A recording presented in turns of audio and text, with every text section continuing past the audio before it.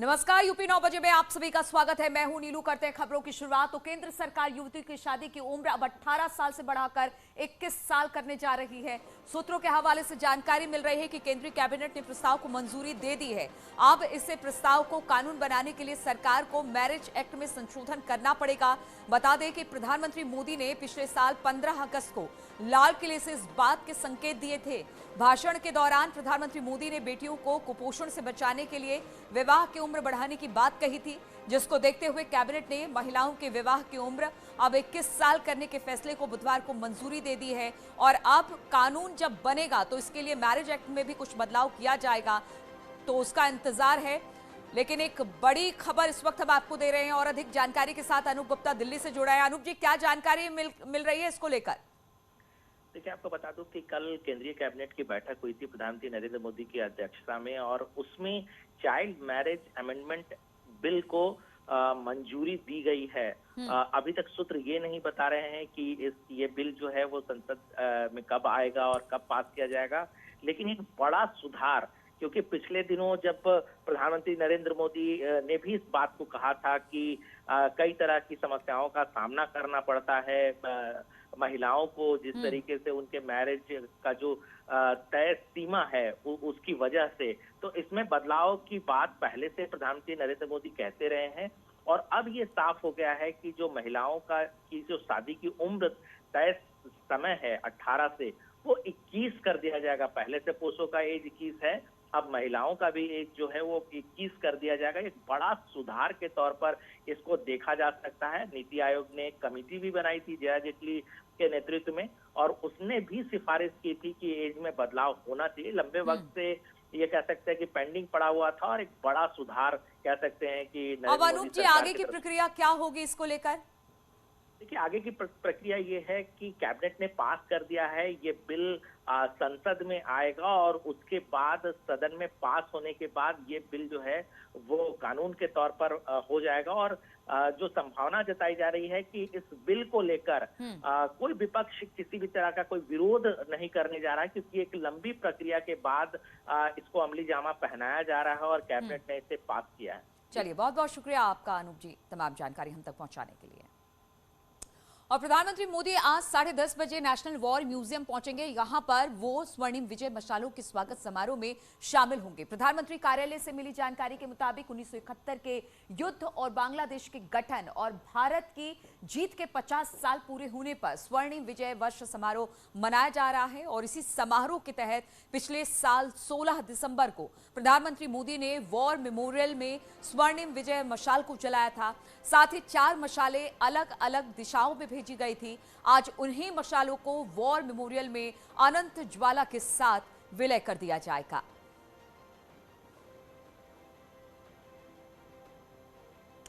और विजय दिवस पर सीएम योगी आदित्यनाथ ने ट्वीट कर 1971 के युद्ध में पराक्रम दिखाने वाले वीरों को नमन भी किया है।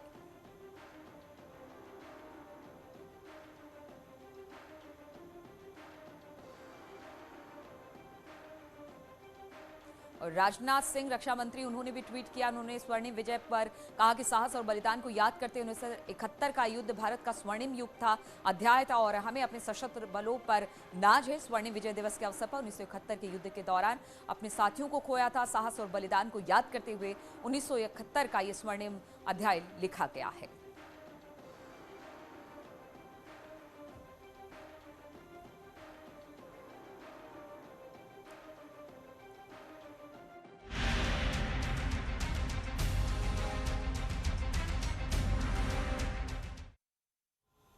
तो उत्तर प्रदेश विधानसभा के शीतकालीन सत्र का आज दूसरा दिन है। आज सरकार की ओर से विधानसभा में अनुपूरक बजट पेश किया जाएगा। इसके अलावा सरकार और सदन के पटल पर लेखा अनुदान भी रखेगी। इससे पहले सीएम योगी की अध्यक्षता में सुबह 10 बजे कैबिनेट की एक मीटिंग बुलाई गई है, जिसमें अनुपूरक बजट पर मुहर लगेगी।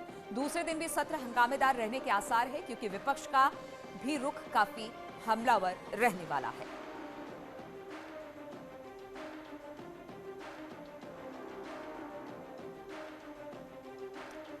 और इसी पर बातचीत करने के लिए लखनऊ से अनामिका, और लखनऊ से ही हमारे साथ शबाब भी जुड़े हुए हैं।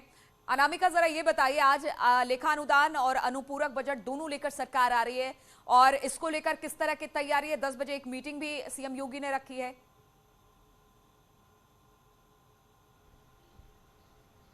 और देखिए, सबसे पहले आज मुख्यमंत्री आवास पर 9:45 पर कैबिनेट की बैठक की जाएगी। उस कैबिनेट की बैठक के जरिए जो बजट का आकार है उसको मंजूरी दी जाएगी, यानी कि जो फिक्स अमाउंट है उस पर कैबिनेट की सहमति होगी। इसके बाद 11 बजे से विधानसभा सत्र की कार्रवाई शुरू हो जाएगी।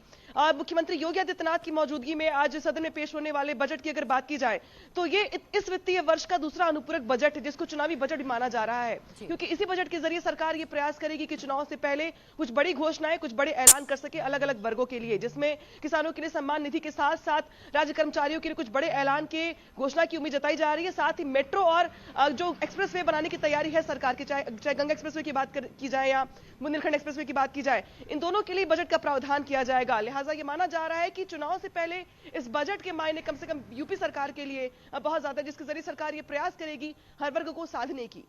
चलिए, और शबाब भी हमारे साथ जुड़े हुए हैं। शबाब, सरकार यही चाहती है क्योंकि ये अंतिम विधानसभा का सत्र है उनके कार्यकाल का, लेकिन दूसरी तरफ विपक्ष ने भी बिल्कुल कमर कसी हुई है और आज भी ये कहा जा रहा है कि सदन के हंगामेदार रहने की उम्मीद है। किन किन मुद्दों को लेकर आज विपक्ष का हंगामा देखने को मिल सकता है? बिल्कुल, देखिए, चूंकि यही आज ये मान के चलिए कि आखिरी दिन होगा, क्योंकि जिन विधेयकों को आज पटल पर रखा जाएगा आज उस पर चर्चा होगी, उसके बाद कल इन विधेयकों को पारित कराया जाएगा।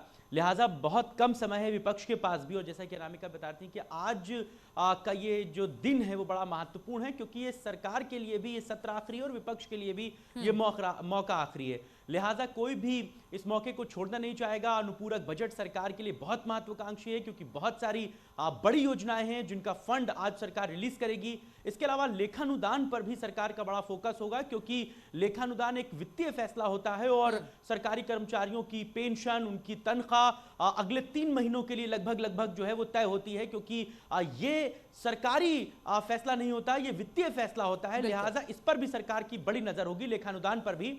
और विपक्ष इन दोनों ही मसलों पर सरकार को घेरने की पुरजोर कोशिश करेगा, चाहे फिर वो किसानों का मुद्दा हो, बेरोजगारी का मुद्दा हो। तो सरकार भी तैयार है, विपक्ष भी तैयार है। अब देखना होगा सदन की कार्यवाही किस तरह से चलती है। बहुत बहुत शुक्रिया आप दोनों का हमारे साथ जुड़ने के लिए।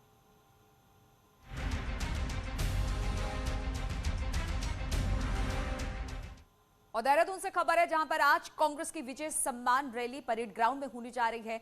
कांग्रेस आज पूर्व सैनिकों का सम्मान करेगी। 1971 में युद्ध जीत के 50 साल पूरे होने पर सम्मान समारोह का आयोजन किया जाएगा। इस सम्मान रैली को राहुल गांधी संबोधित करेंगे, जिसमें प्रदेश कांग्रेस के सभी नेता मौजूद रहने वाले हैं। तो आज राहुल गांधी की ये रैली होने वाली है और कई मायनों में कांग्रेस के लिए ये महत्वपूर्ण है। आज कांग्रेस की विजय सम्मान रैली परेड ग्राउंड में आयोजित की गई है।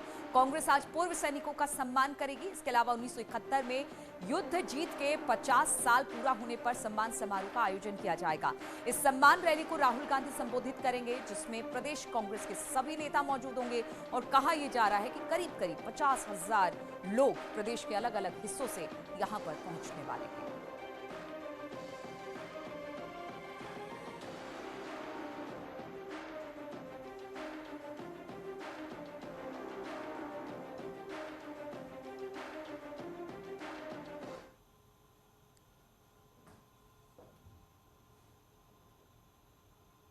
और उधर कांग्रेस ने इस आज के दिन को रैली के लिए क्यों चुना है, वो जरा हम आपको बता दें कि आज ही का दिन क्यों महत्वपूर्ण है।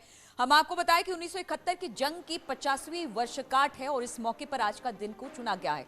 2022 चुनाव के लिए फूकेंगे बिगुल। यहां से सुबह 11 बजे से शुरू होगी ये रैली और 12 बजे राहुल गांधी इसमें हिस्सा लेने वाले हैं, क्योंकि लोगों को संबोधित करने वाले हैं।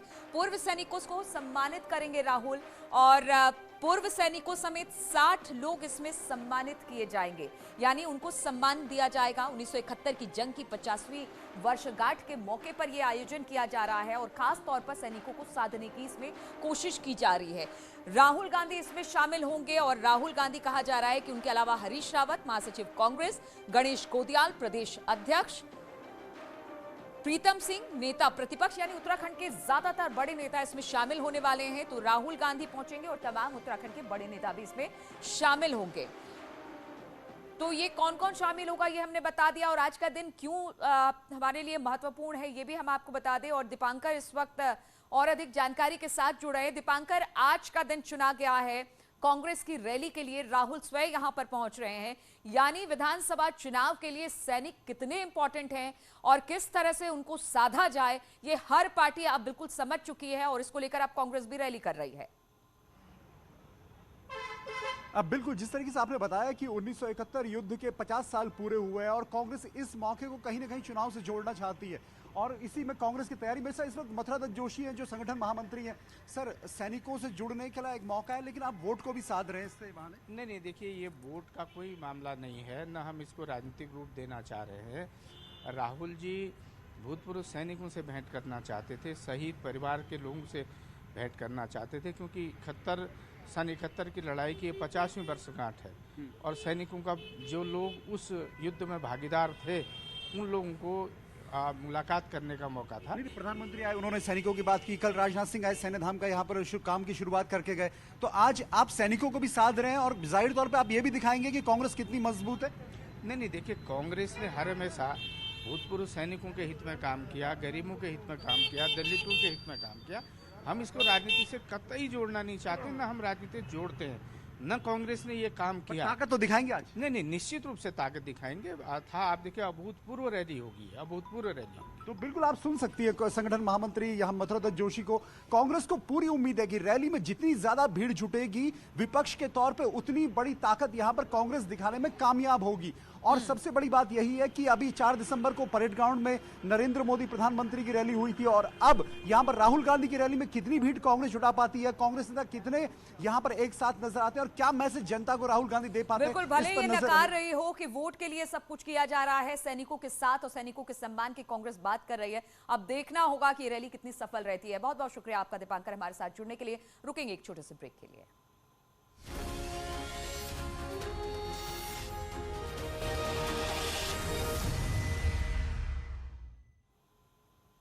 और खबर मथुरा से लेते हैं, जहां पर हाईवे क्षेत्र के मंडी चौराहा सौख रोड पर 2 पक्षों में मारपीट हो गई। बताया जा रहा है कि बाइकों की टक्कर की वजह से ये मारपीट हुई है। मारपीट का वीडियो सोशल मीडिया पर वायरल हो रहा है।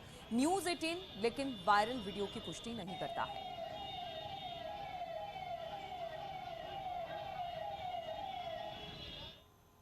और ललितपुर में एक बड़ा हादसा होते होते टल गया। बताया जा रहा है बीती रात जेल चौराहे पर कार में गैस भरते वक्त आग लग गई। देखते ही देखते कार धू धू कर जलने लगी। वहां मौजूद लोगों में इसे लेकर अफरा तफरी मच गई। गनीमत ये रही कि सूचना पर फायर ब्रिगेड और मौके पर पहुंच गई, जिससे बड़ा हादसा होने से टल गया। बताया जा रहा है कि शॉर्ट सर्किट की वजह से यह हादसा हुआ।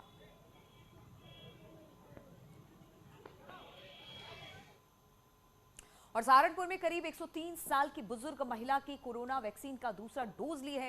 ये बुजुर्ग महिलाएं इन लोगों के लिए मिसाल है जो कि अभी भी किसी किस्म के डर या गलतफहमी में जी रहे हैं और वैक्सीन नहीं लगवा रहे हैं। बुजुर्ग महिला ने दूसरे लोगों से भी जल्द से जल्द टीका लगवाने की अपील की।